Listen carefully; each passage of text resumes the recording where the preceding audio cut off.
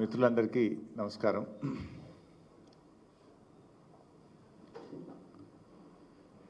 ఈరోజు సరే ఏడాది పాలనలో భాగంగా డీటెయిల్డ్గా బీఆర్ఎస్ పార్టీ తరఫున 7వ తారీఖు నాడు ఈ ప్రభుత్వ వైఫల్యాలపైన ఛార్జ్షీట్ వేస్తాం. కానీ ఈరోజు ఈ ఏడాది కాలంలో రేవంత్ రెడ్డి యొక్క డబుల్ స్టాండర్డ్స్, రేవంత్ రెడ్డి గారి యొక్క రెండు నాల్కల ధోరణి, ప్రతిపక్షంలో ఒక మాట, అధికారంలోకి వచ్చిన తర్వాత ఆయన మాట మార్చిన తీరు కావచ్చు, ఈవెన్ కొన్ని సందర్భాల్లో ముఖ్యమంత్రిగానే ముందొక మాట తర్వాత ఒక మాట, అంటే ముఖ్యమంత్రిగా బాధ్యతలు చేపట్టిన తర్వాత కూడా ఆయన మాట మార్చిన తీరు, ఇట్లా ముఖ్యమంత్రి గారు ఏంటంటే ప్రజలను ఏ రకంగా ఆయన మోసం చేస్తున్నారు, వంచిస్తున్నాడు, ఆయన నైజం అంటే ఉన్నది ఉన్నట్టుగా కుల్లం కుల్లా ప్రజల ముందు ఆయనకు నిజస్వరూపాన్ని బయటపెట్టే ప్రయత్నం చేస్తున్నాం. ఈరోజు మనం జనరల్గా రెండు తలకాయల పాము గురించి అందరం విని ఉంటాం కదా. రెండు తలకాయల పామును చూసి మనం చాలా భయపడతాం, కానీ పాపం అది ఏమనది. రెండు తలకాయల పాము అది ఏమనదు, అదంత పెద్ద ప్రమాదకరం కాదు. రెండు నాల్కల ధోరణి కలిగిన మనుషులు ఉంటారు, రెండు నాల్కల మనిషి అంటాం, కానీ దాన్ని మనం పెద్దగా పట్టించుకోం. రెండు నాల్కల మనుషుల గురించి పెద్దగా పట్టించుకోం, కానీ వామ్మో అది చాలా ప్రమాదకరం, చాలా ప్రమాదకరం. అయితే ఈ రెండు నాల్కల వైఖరికి ఎవరు నిదర్శనమని రాష్ట్రంలో ఎవరిని అడిగినా కూడా స్పష్టంగా నిస్సందేహంగా చెప్తారు ఆయన ఎవరు అంటే రేవంత్ రెడ్డి, మన రాష్ట్ర ముఖ్యమంత్రి.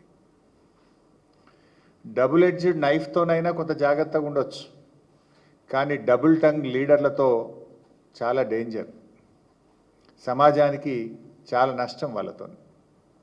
డబుల్ స్టాండర్డ్స్ అంటే ఒక విషయం పైన నిన్నొక మాట మాట్లాడడం, ఈరోజు ఒక మాట మాట్లాడడం, రేపు ఒక మాట మాట్లాడడం, ఇది డబుల్ స్టాండర్డ్స్.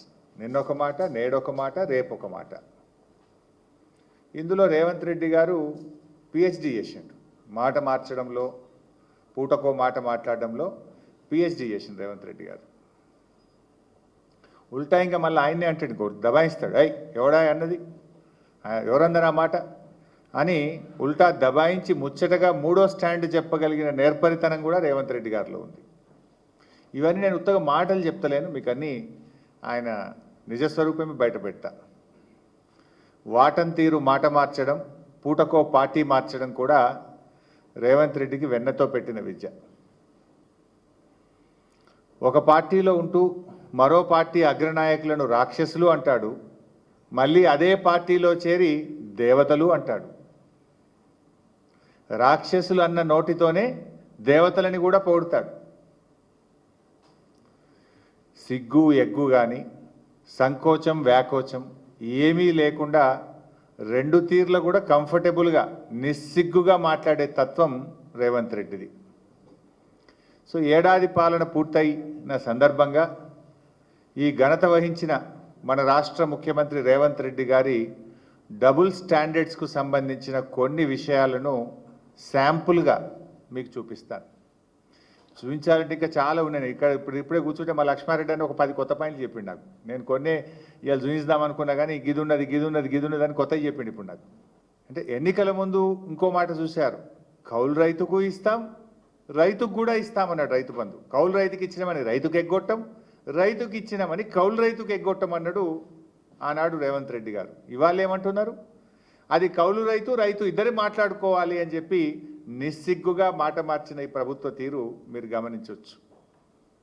ఇప్పుడు ఏమంటున్నారు, అధికారంలోకి రాగానే అది కౌలు రైతా వాళ్ళే తెలుసుకోవాలి, మాకు సంబంధం లేదన్నారు. ఆ రోజేమో కౌలు రైతుకు ఇస్తాం, రైతుకు ఇస్తాం, 3 పంటలకు రైతు బంధు ఇస్తాను. నిన్న మాట్లాడుతుండు సిగ్గు లేకుండా ముఖ్యమంత్రి. ఏం మాట్లాడుతుండు నిన్న, గత ప్రభుత్వం అట యాసంగి పంటలో రైతు బంధు ఎగ్గొట్టిందట. రైతు బంధు డబ్బులు ఇవ్వడానికి మేము జమ చేసి ప్రకటన కూడా చేస్తే ఎలక్షన్ కమిషన్ కంప్లైంట్ ఇచ్చింది మీరు, రైతు బంధును ఆపింది మీరు. ఇంకా అప్పుడు నువ్వు రెచ్చిపోయేమన్నావు, ఇప్పుడైతే 10,000 మేము వస్తే 15,000 రైతు బంధు వేస్తా అని ఎన్నికల్లో ప్రచారం చేసినావు. డిసెంబర్ 7వ తారీఖు నాడు నువ్వు ముఖ్యమంత్రిగా బాధ్యత తీసుకున్నావు. నాట్లు ఎప్పుడు పడతాయి తెలంగాణలో? డిసెంబర్ 7 తర్వాత 10 తర్వాత జనవరి దాకా పడుతుంటాయి నాట్లు. ఎప్పుడైనా డిసెంబర్, జనవరి, ఫిబ్రవరిలో రైతు బంధు వేసినాం. ఇప్పుడు నువ్వు ఎప్పుడు ఇస్తా అంటున్నావు రైతు బంధు? జనవరి 17వ తారీఖు తర్వాత రైతు బంధు ఇస్తా అంటున్నావు.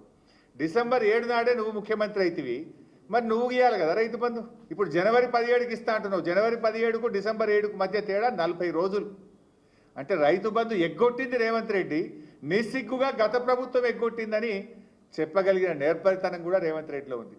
అంటే దొంగే దొంగ దొంగ అన్నట్టు ఈయన ఎగ్గొట్టింది రేవంత్ రెడ్డి, రైతు బంధును ఆపింది రేవంత్ రెడ్డి, కేసీఆర్ ఎగ్గొట్టిండు, బీఆర్ఎస్ ప్రభుత్వం ఎగ్గొట్టిందని ఉల్టా చోర్ కోత్వాల్కు డాంటే అనే విధంగా మాట్లాడిండు. కరోనా వరుస 2 సంవత్సరాలు కరోనా వస్తే కూడా క్రమం తప్పకుండా 11 విడతల్లో 72,000 కోట్లు ఇచ్చింది కేసీఆర్ కదా. రైతు బంధు, రైతు బీమా కలిపితే 82,000 కోట్లు రైతులకు నేరుగా లబ్ధి చేకూర్చిన నాయకుడు కేసీఆర్. నిజమైన రైతు బంధువు కేసీఆర్. నువ్వు అవి ఆపుకుంటా కొర్రీలు పెట్టి అంత కొడితే 20,000 కోట్లు ఇచ్చినావు. ఇంకా 11,000 కోట్ల రుణమాఫీ ఉన్నది. నువ్వు ఇచ్చిన 20,000 కోట్లు కేసీఆర్ గారు ఒక్క రైతు బంధు, రైతు బీమాకి ఇచ్చిన డబ్బు 82,000 కోట్లు. అంటే నీకంటే 4 రెట్లు అధికంగా ఇచ్చిండు కేసీఆర్ గారు. ఈ రకంగా రైతు బంధు విషయంలో 3 పంటలకు ఇవ్వాలన్న రేవంత్ రెడ్డి ఉన్న పంటకు ఎగ్గొట్టిన రేవంత్ రెడ్డి నిజస్వరూపం మీ ముందు పెట్టాం. అదేవిధంగా రెండవది బతుకమ్మ చీరలు. బతుకమ్మ చీరల్లో ఎట్లా మాట్లాడిండు? ఆయన నోటికి మొక్కాలి, చాలా గొప్ప సుభాషితాలు వల్లించిండు. ప్రతి బతుకమ్మ పండుగ కూడా ఏ పేదింటి ఆడబిడ్డ కూడా పండుగ పూట పాత చీరలు కట్టుకోవద్దు, కొత్త చీర కట్టుకోవాలి. ఇటు చేనేత కార్మికులకు ఉపాధి దొరకాలని కేసీఆర్ గారు చీరలు ఇచ్చారు. ఏమన్నాడు రేవంత్ రెడ్డి గారు? చాలా మంచి డిజైన్లు ఇస్తాం, ఒక్క చీర కాదు 2 చీరలు ఇస్తా అన్నాడు. కానీ ఉన్న చీర ఎగబెట్టిండు కదా రేవంత్ రెడ్డి. మన తెలంగాణలో ఆడపిల్లల్ని మహాలక్ష్మిలుగా చూస్తాం. జనరల్గా ఆడపిల్లలకు కట్నం పెడతామంటే ప్రాణం పోయినా సరే ఆడపిల్ల కట్నం తప్పకుండా ఇస్తాం, చెల్లించుకుంటాం, వాళ్ళ మాట తప్పకుండా ఇస్తూ ఉంటాం. ఆడపిల్లకు మాట ఇచ్చి తప్పితే అది పెద్ద పాపంగా మనం తెలంగాణలో భావిస్తూ ఉంటాం. మరి అలాంటి ఆడపిల్లల్ని, మన అక్కా చెల్లెల్ని మోసం చేసినటువంటి చరిత్ర ఇవాళ రేవంత్ రెడ్డి గారిది. ఆ రోజేమో 2 చీరలు ఇస్తా అన్నాడు. 2 చీరలు కాదు కదా, కనీసం జాకెట్ పీస్ కూడా ఇవ్వలేన. జాకెట్ పీస్ కూడా ఇవ్వలేదు. పండుగ పూట ఆడపిల్లల్ని రేవంత్ రెడ్డి ఏ రకంగా బాధ పెట్టిండో, ఏ రకంగా మోసం చేసిండో ఆయన డబుల్ స్టాండర్డ్స్ ఇప్పుడు మన మహిళల విషయంలో చూసాం. అదేవిధంగా మూడోది ఎల్ఆర్ఎస్. ఆ రోజు బీఆర్ఎస్ పార్టీ అధికారంలో ఉన్నప్పుడు ఎల్ఆర్ఎస్ ఉచితంగా చేయాలని, పేదల రక్తమాంసాలు పీలుస్తున్నారని, పేదలను ఉసురు పోసుకుంటున్నారని రెచ్చిపోయి మాట్లాడిండు రేవంత్ రెడ్డి గారు, బట్టి విక్రమార్క గారు, ఉత్తమ్ కుమార్ రెడ్డి గారు, కోమటిరెడ్డి గారు, సీతక్క గారు. ఇంకా అందరి వీడియోలు ఉన్నాయి, నేను టైం వేస్ట్ చేయదలుచుకోలేదు. కానీ ఇవాళ ఏమంటున్నారు? డబ్బు కట్టాల్సిందేనట.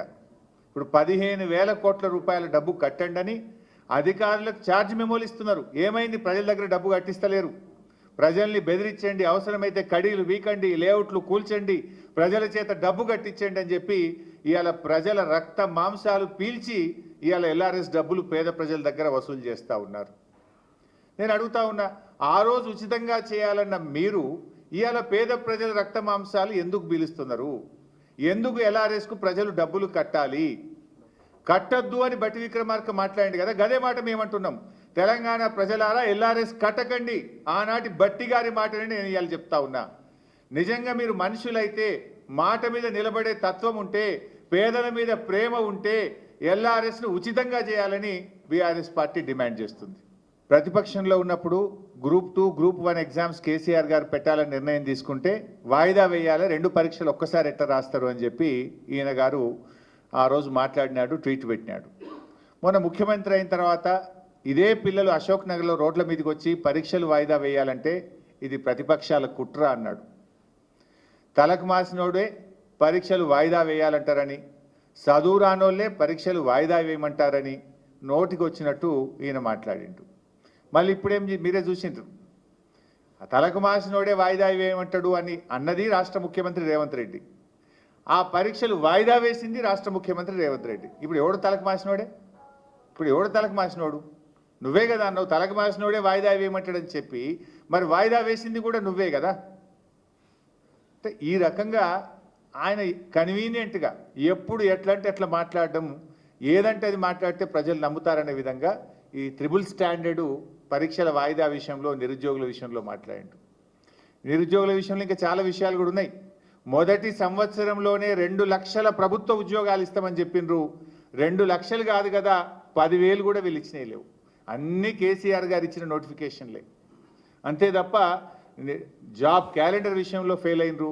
నిరుద్యోగ యువకులను కూడా కన్వీనియంట్గా మోసం చేసిండ్రు. ఇక సర్వేల మీద ఇప్పుడు అడ్డమైన ప్రశ్నలు అడుగుతున్నది ఎవడు? ఇవాళ సర్వేలు ఏమేమి అడుగుతున్నావు మీకు తెలియదా? బైసాబ్ మీ అందరి దగ్గర రాలేదా? నీ ఆస్తి ఎంత, నీకు మోటార్ సైకిల్ ఉందా, నీకు టీవీ ఉందా, నీ గ్రైండర్ ఉందా, నీ కారు ఉందా, నీ ట్రాక్టర్ ఉందా, నీకు భూమి ఉందా, నీ కొడుకు ఏం చేస్తుండని అడ్డమైన ప్రశ్నలు వేస్తున్నాడు ఎవడు? ఇప్పుడు మెడ మీద తలకాయ లేనోడు ఎవడు? ఆ రోజు ఏమన్నాడు? మెడ మీద తలకాయ లేనోడు ఎవడు? వాడు ఇట్లాంటి ప్రశ్నలు అడుగుతారా అన్నాడు. ఇప్పుడు చెప్పాలి రేవంత్ రెడ్డి గారు, అడ్డమైన ప్రశ్నలు వేస్తున్నోడు ఎవడు, మెడ మీద తలకాయ లేనోడు ఎవడో ఇవాళ ఆయన చెప్పాలి, ఆయనే సమాధానం చెప్పాలి.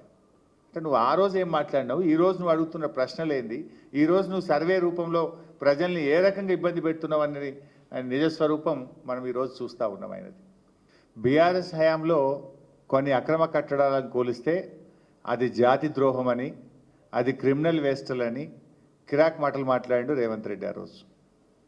ఇవాళ అధికారంలోకి వచ్చిన తర్వాత ఇష్టం వచ్చినట్టుగా పేదల ఇండ్లను ఏ రకంగా కూలుస్తున్నాడో మీరు చూశారు. ఇది అన్యాయం అని అడ్డొస్తామని మేము మాట్లాడితే మమ్మల్ని కూడా బుల్డోజర్లు ఎక్కించి మిమ్మల్ని తొక్కుతా చంపుతా అని ఎంత ఘోరంగా ఈ ముఖ్యమంత్రి మాట్లాడిండో మీరు చూసాం. ఇవాళ హైదరాబాద్లో ఎక్కడ చూసినా రేవంత్ రెడ్డి విధ్వంసాలు, శిథిలాలే కనబడతాయి. ఈయన ఏడాది పాలనలో కూల్చిన ఇండ్లే ఎక్కువ, కట్టిన ఇల్లు అయితే ఒక్కటి లేదు. ఏడాది రేవంత్ రెడ్డి పాలనలో కట్టిన ఇల్లు ఒక్కటి లేదు. ఎక్కడ పోయినా కూల్చిన శిథిలాలు మాత్రం కనబడతాయి. పాపం ఆ పసిపాప నా పుస్తకాలు తెచ్చుకుంటా, మా నాన్న కొనిచ్చిన వాటర్ బాటిల్ తెచ్చుకుంటా అంటే కూడా సమయం ఇవ్వకుండా కూల్చినావు కదా.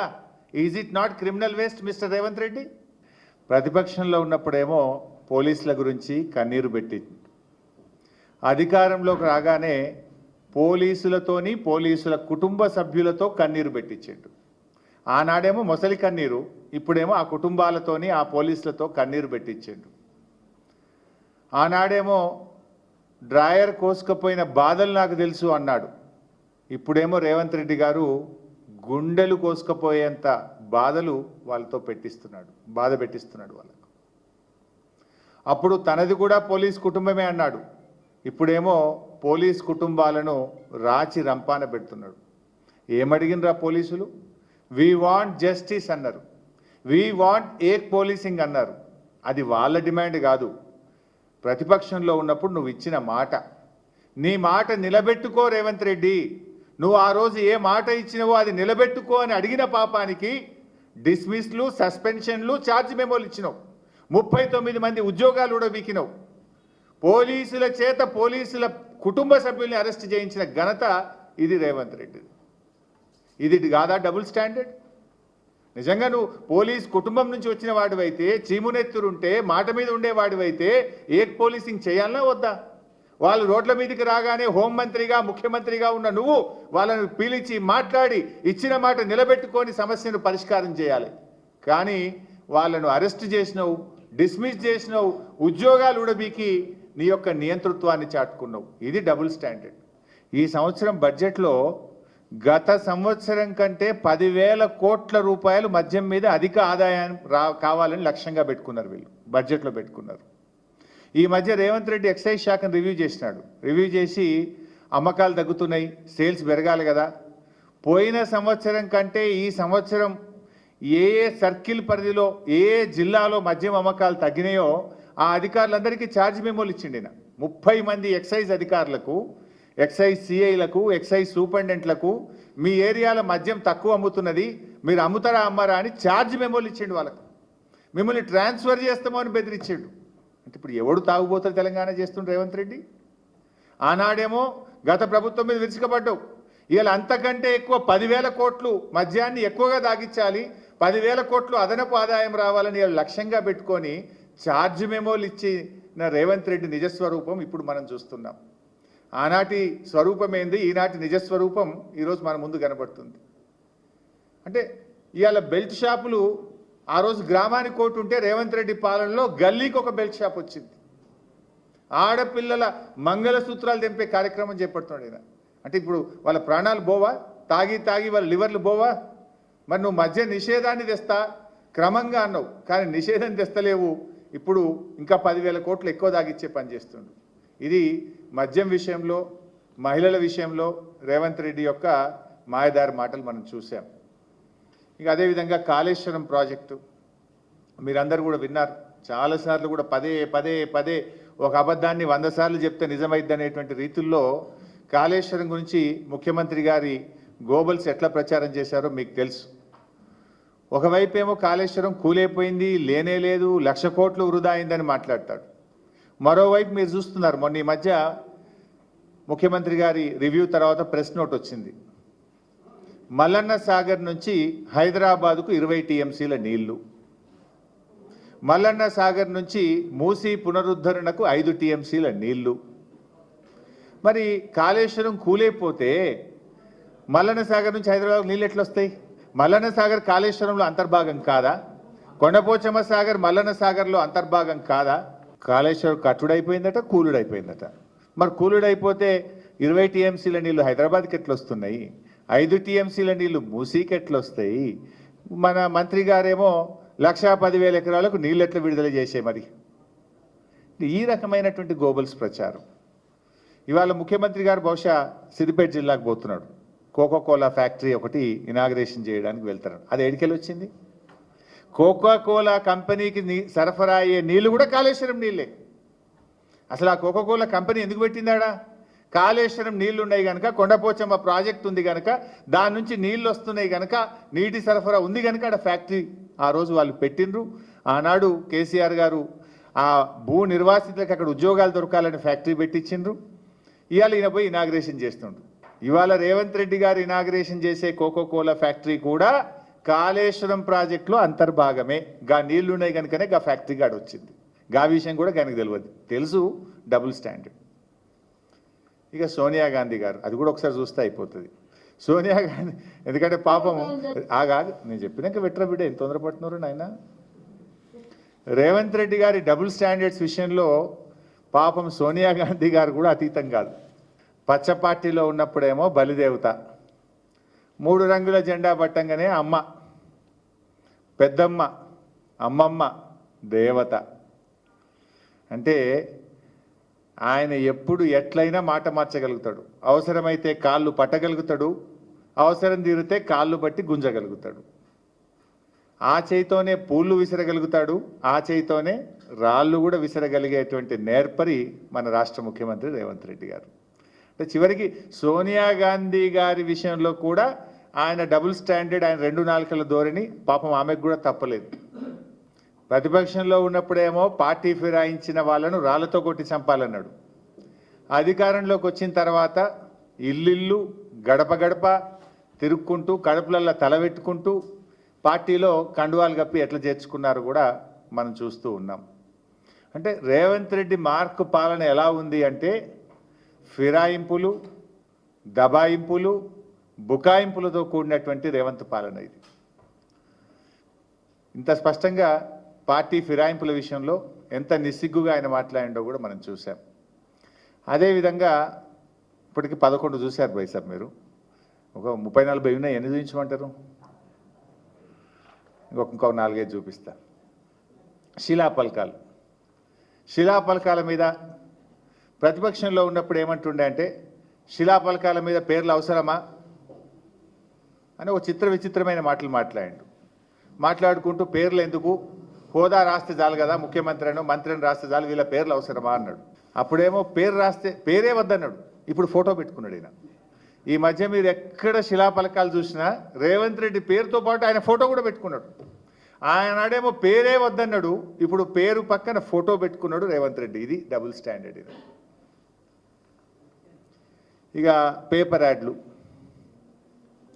ఈ పేపర్ యాడ్ల విషయంలో కూడా ఆ రోజు దేశంలో అద్భుతమైన ప్రగతిని సాధించి తెలంగాణ జాతి సగర్వంగా ఈ దేశం ముందు తల ఎత్తుకునే విధంగా కేసీఆర్ గారు చేశారు.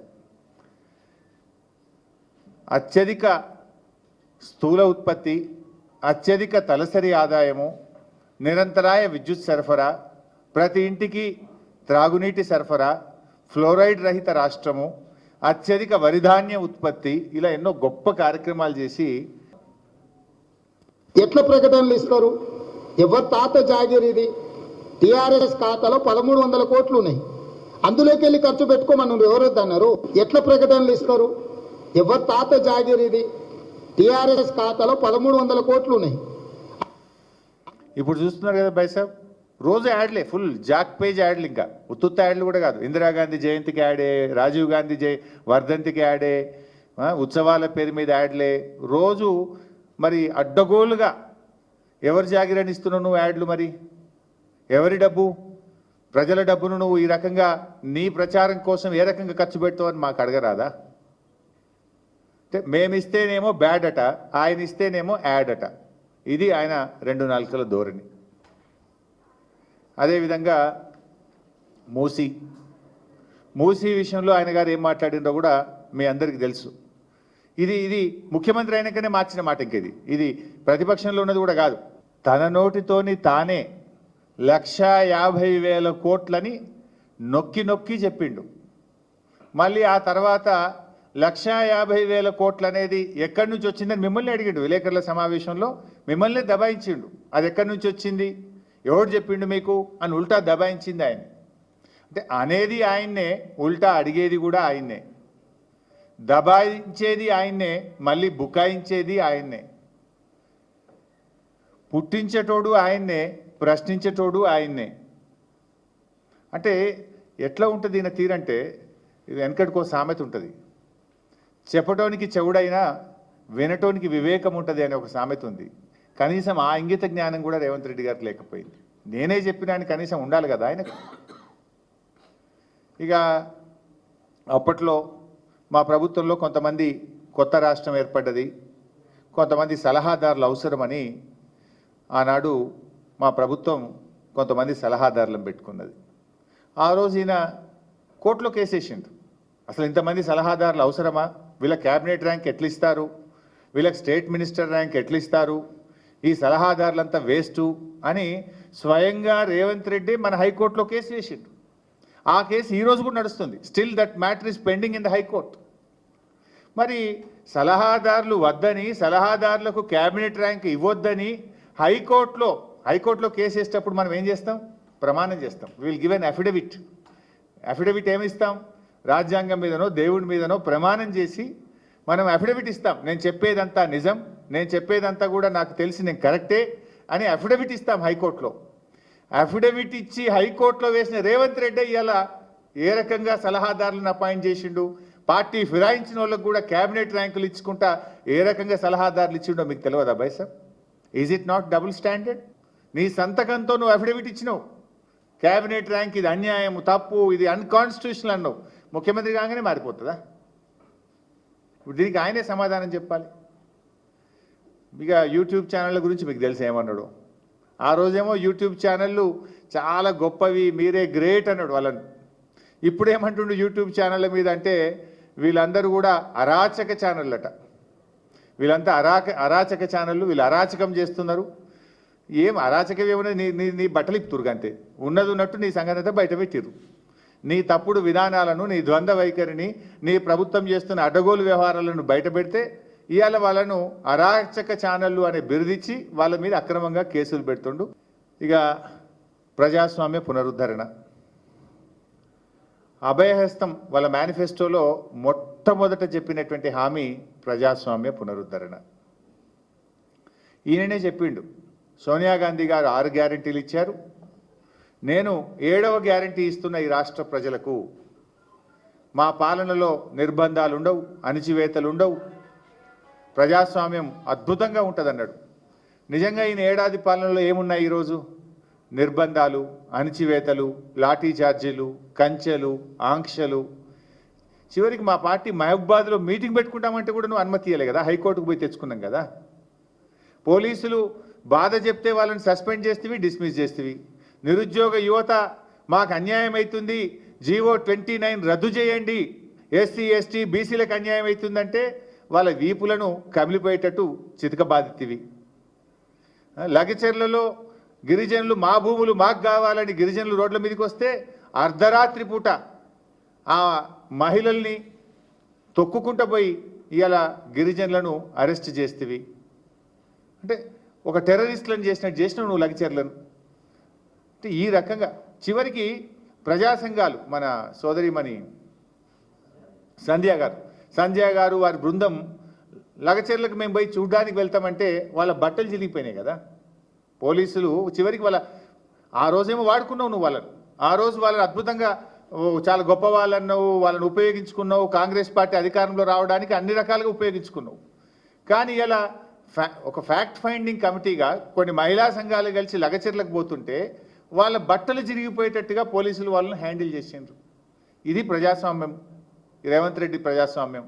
ప్రశ్నిస్తే కేసులే, సోషల్ మీడియాలో పోస్టు పెడితే కేసులే, కొండారెడ్డిపల్లికి పోయిన జర్నలిస్టుల మీద దాడి చేస్తుంది, బీఆర్ఎస్ ఎమ్మెల్యేల ఇండ్ల మీద దాడులు చేస్తుంది. ఇక ఏం జరిగినా ప్రతిపక్షాల కుట్రనే. నిరుద్యోగ యువత అశోక్ నగర్లో రోడ్డు మీదకి వస్తే ప్రతిపక్షం కుట్ర అంటాడు. ఏ హాస్టళ్లలో పిల్లలకు విషాహారం తిని ఆసుపత్రుల పాలవుతుండ్రు, పిల్లలు చనిపోతుండ్రు అంటే ప్రతిపక్షాల కుట్ర అంటాడు. మా ఆర్ఎస్ ప్రవీణ్ మీద కేసు పెడతారు, మాట్లాడితే ప్రతిపక్షం కుట్ర. ఇదేనా ప్రజాస్వామ్యం? ఇక ఎన్కౌంటర్లు. వెనకట రేవంత్ రెడ్డి గారు ప్రతిపక్షంలో ఉన్నప్పుడు నక్సలైట్లు ఉండాలి ఈ దేశంలో, ఈ రాష్ట్రంలో. నక్సలైట్ల మీద ఏ రకంగా ఆ రోజు ముసలి కన్నీరు గార్చారో ఒక్కసారి చూద్దాం. ఇలా 3వ ఎన్కౌంటర్ ఈ ప్రభుత్వం వచ్చిన తర్వాత, 3rd ఫేక్ ఎన్కౌంటర్స్. ఇది వాళ్ళ కుటుంబాలు చెప్తున్నారు, మనం పేపర్లలో చూస్తున్నాం, వార్తలు టీవీల్లో చూస్తున్నాం. దాని వెనక ఏం జరిగింది అనేటువంటి వార్తలు మనం చదువుతున్నాం. అంటే ఆ రోజు ఒక మాట, ఇవాళ ఒక మాట. అంటే ఇట్లా చెప్పుకుంటూ పోతే ఇంకా 20-30 ఉన్నాయి. I don't want to take much time, but release చేస్తా, వీడియోలన్నీ కూడా మీకు రిలీజ్ చేస్తాయి. ఇంకా చాలా ఉన్నాయి. అంతెందుకే మొన్న ఇప్పుడు సిపిఐ పార్టీ వాళ్ళు ముఖ్యమంత్రి కలవడానికి పోయినరు, లెఫ్ట్ పార్టీలు. నేను పేపర్లు చూసిన, ఏంది మన లగచర్లలో ఫార్మాసిటీ నోటిఫికేషన్ రద్దు చేయండి అంటే ఎవరు చెప్పిండండి మీకు? ఫార్మాసిటీ నోటిఫికేషన్ ఎవరు చెప్పిండు మీకు అని ఉల్టా దబాయించింది వాళ్ళని. ఇప్పుడు ఏమైంది? ఫార్మాసిటీ నోటిఫికేషన్ రద్దు చేసిండు, మళ్ళీ ఇండస్ట్రీ నోటిఫికేషన్ ఇచ్చిండు. పేపర్లలో మీకు వచ్చిన ప్రెస్ రిలీజ్ ఏముందండి? మీకు ఎవరు చెప్పారండి ఫార్మాసిటీ అని ఆయనే దబాయించిండు లెఫ్ట్ పార్టీలు పోతే. మళ్ళీ తెల్లారు చూస్తే అట్లాగా చెప్పుకుంటూ పోతే చాలా ఉంటాయి. మన మహబూబ్నగర్ మీటింగ్లో మీరు చూసి ఉంటారు, ముఖ్యమంత్రి లేచి 7 లక్షల కోట్లు అప్పు అన్నాడు. 5 నిమిషాలకే బట్టి విక్రమార్క మాట్లాడి 8 లక్షల కోట్లు అప్పు అంటాడు. ఇక మొక్కాలి వాళ్ళ నోటికి. అసెంబ్లీలోనే చెప్పినది 4,26,000 కోట్లే, మీరు అన్ని అబద్ధాలు చెప్తుండ్రు, నేను బహిరంగ చర్చకు సిద్ధమంటే దాని మీద నోరు మెదపరు. ఈ రకంగా ఇంకా చాలా చాలా ఈయన నిజ స్వరూపాలు, చాలా చాలా స్వరూపాలు ఉంటాయి ఈయనకు, అపరిచితుడైన. అంటే జనరల్గా రాజకీయ నాయకులు అనేవాళ్ళు ఆదర్శంగా ఉండాలి. ప్రజలు నిశితంగా మనను పరిశీలిస్తూ ఉంటారు. ప్రజాస్వామ్యంలో మనం అనుకుంటాం కానీ ప్రజలు చాలా చాలా నిశ్చితంగా మనను పరిశీలిస్తుంటారు. రాజకీయ నాయకులు ఒళ్ళు దగ్గర పెట్టుకొని చాలా బాధ్యతగా మాట్లాడాలి, బాధ్యతగా మెదగాలి. ఇవాళ రేవంత్ రెడ్డి స్టైల్ ఎట్లుంటుందంటే, నేనంటలేని మాట, ఆయన అన్న మాటనే అమెరికాలో మాట్లాడిన అదొక్క వీడియో చూపిస్తా లాస్ట్గా, మీకు కూడా బోర్ అయిద్దేమో. ఆయన ఏమంటే, ఆయన జనరల్గా ప్రజలు పిచ్చోళ్ళు, మనం ఏదైనా మాట్లాడొచ్చు, నాలుకే కదా, నరం లేని నాలుక, ఏదన్నా మాట్లాడొచ్చు, ఎటన్నా తిప్పొచ్చు, మోసం చేయడం మాకు అలవాటు, మోసపోవడం ప్రజలకు అలవాటు అని నిస్సంకోచంగా చెప్పిండు రేవంత్ రెడ్డి గారు. అది ఇక్కడ మాత్రం డబుల్ స్టాండర్డ్ లేదండి, ఉన్నది చెప్పినట్టు ఆయన మనసులో చెప్పిండు. దీని మీద మాట మార్చలే.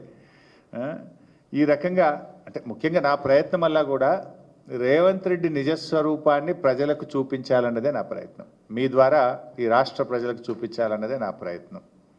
చైతన్యవంతులైనటువంటి ప్రజలు ఇకనైనా ఇలాంటి 2 నాల్కల ధోరణి కలిగిన నాయకులను నమ్మి మోసపోవద్దని, మోసపోతే ఎలా గోసపడుతున్నామో మనం చూస్తున్నాం.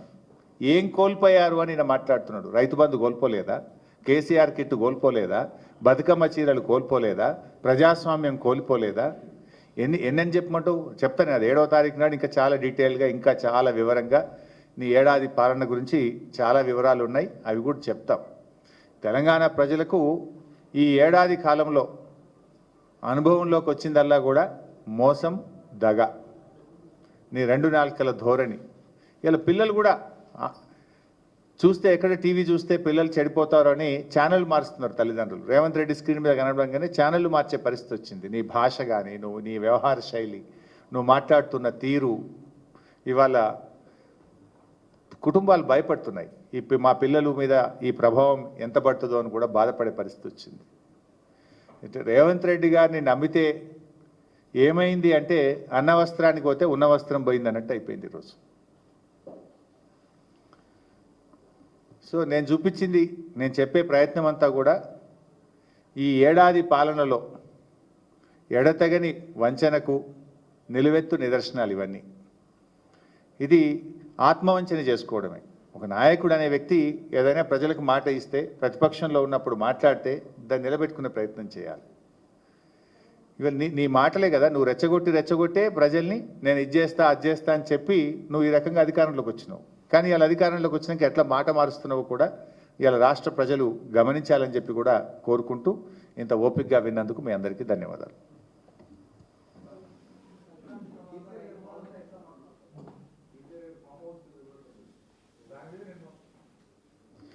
ఓపెన్ ఛాలెంజ్ చేసినా కదా నేను మొన్ననే, ఐఎమ్ రెడీ అని చెప్పిన దాని మీద ఎవరు రిప్లై ఇవ్వలే కదా. ఆయన మాట్లాడిన గంట సేపట్లో నేను దాని మీద మా పార్టీ తరఫున కామెంట్ చెప్పాను.